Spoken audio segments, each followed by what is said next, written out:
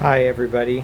I wanted to bring this video to you today. I'm going to read a section for you from my book, Contending for Truth in a Compromised Church, The Watchman's Journey Through Jude.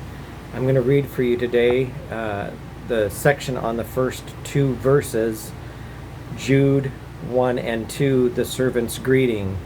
It says, Jude, a bondservant of Jesus Christ, and brother of James, to those who are the called, beloved in God the Father, and kept for Jesus Christ, may mercy and peace and love be multiplied to you.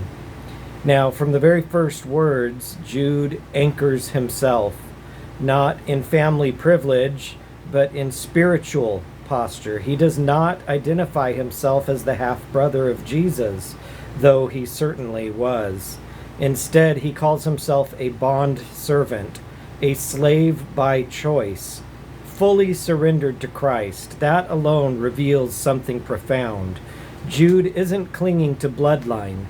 He's bowing to lordship. He also names himself as the brother of James, another pillar of the early church, further rooting his voice in spiritual credibility, not biological proximity.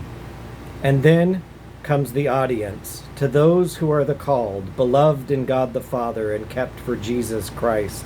This is a description that is loaded with covenant language. Called, chosen, and summoned by the Spirit. Beloved, cherished deeply by the Father. Kept, secured, and preserved for Christ's return. Let's pause and lean in deeper. Called is kletos in Greek, implies not just invitation, but divine appointment, a call that awakens the soul and realigns it to purpose. It speaks of identity that didn't begin with us, but with God's initiative. Beloved, agape is not a casual affection. It's covenantal love. This word paints the image of a deep, unwavering commitment from the Father, even in the midst of turmoil.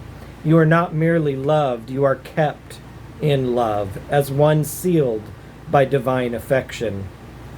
The word kept is terio, which means guarded, protected, watched over. This isn't passive storage, it's active preservation. God himself is holding you for the return of his Son, ensuing and ensuring your endurance until the end.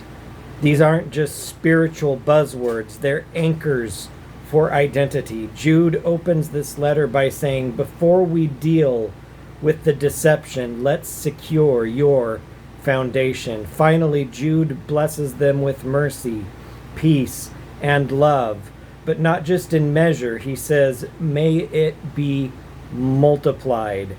These weren't empty words or polite wishes. They were words of apostolic impartation. In a time when mercy was scarce, peace was under threat, and love was growing cold, Jude declares, let it increase in you exponentially. So the application for this is, in a world that tries to label you by failure or family history, Jude reminds us that our truest identity is called, beloved, and kept. Secondly, mercy, peace, and love are mirrors. They are more than emotions. They're spiritual fuel for endurance. And lastly, you don't have to fight to keep yourself. If you are in Christ, you are being kept by the Father for the Son. So that is the first section in my study guide, Contending for Truth in a Compromised Church, The Watchman's Journey Through Jude. And I just want to invite you to purchase this book on Amazon. I'll leave a link in the description. And I'd love to hear your thoughts and comments on this first section from the first two verses. Thank you for your time. See you next time.